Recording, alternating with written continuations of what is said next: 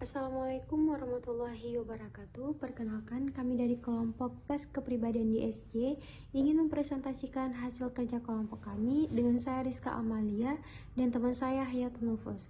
Baik, langsung saja kita presentasi mengenai dengan slide yang pertama, yaitu sejarah dan latar belakang alat tes DISC.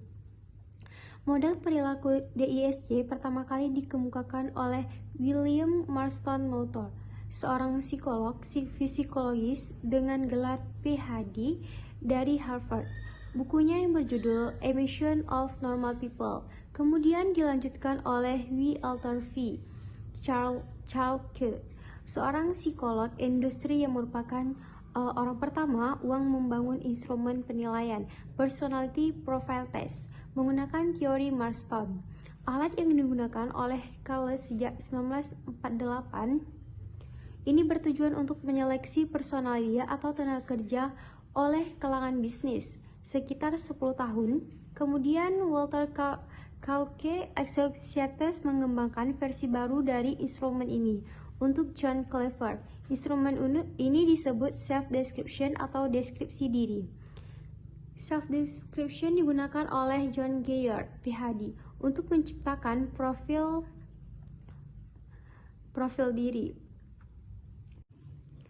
Self-description digunakan oleh John Gayard, PhD, untuk menciptakan profil personal asli sistem atau PPS pada tahun 1970-an. Melalui ratusan wawancara klinis, ia menindaklanjuti pemahaman tentang 15 pola dasar yang ditemukan oleh Chalke. Kemudian ada tes psikologi kepribadian adalah kecakapan dalam psikologi profesional yang di dalamnya termasuk administrasi, penilaian, dan interpretasi dari dukungan perhitungan sifat-sifat dan gaya. Salah satu dari tes psikologi kepribadian adalah tes DISC. Teori DISC adalah teori psikologi yang digunakan untuk mengetahui kepribadian orang berdasarkan perilaku emosi orang berdasarkan lingkungannya.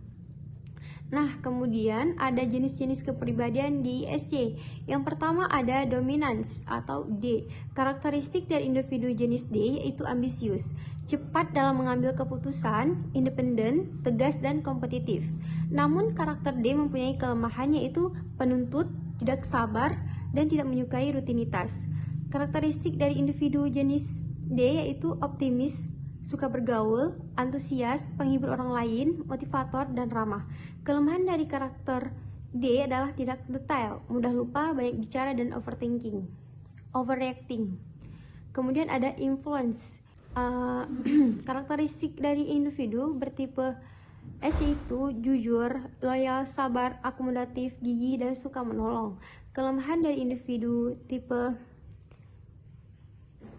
adalah kurang antusias, tidak tegas, tidak suka perubahan, cenderung menghindar dari konflik, dan sulit menyusun 3 prioritas. Selanjutnya ada steadiness. Karakteristik dari individu bertipe S yaitu jujur, loyal, sabar, akomodatif, gigih, dan suka menolong. Kelemahan dari individu tipe S adalah kurang antusias, tidak tegas, tidak suka perubahan, cenderung menghindar dari konflik, dan sulit menyusun 3 prioritas. Dan complaints. Sementara itu, karakteristik dari individu C adalah terstruktur, kritis, teliti, patuh pada pimpinan, berhati-hati. Kemudian ada juga kelemahannya, yaitu kelemahan dari individu bertipe C adalah defensif ketika dikritik, lambat dalam menyelesaikan tugas, terlalu mengikuti aturan, menginginkan kesempurnaan, dan terlalu memperhatikan detail. Selanjutnya akan dilanjutkan oleh teman saya, Hayatul Nufus. Baik, selanjutnya saya akan melanjutkan penjelasan tentang tes DISC. Selanjutnya, gambaran deskripsi alat tes.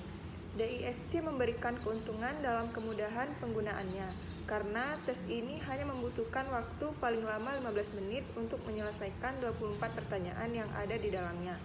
Dalam mengerjakan tes ini, seseorang akan dihadapkan pada 4 kata sifat dalam satu nomor, dan mereka diminta untuk memilih satu kata yang menurut mereka paling sesuai dengan dirinya, dan satu kata lagi yang paling tidak sesuai dengan dirinya. Keahlian interpretasi dinamika kepribadian pada alat ukur ini dapat dilihat dari grafik menjadi kunci akurasi analisanya. Selanjutnya ada cara penyajian alat tes. Yang pertama, biodata. Dalam biodata tersebut berisikan nama, usia, jenis kelamin, dan tanggal lahir. Kemudian ada instruksi.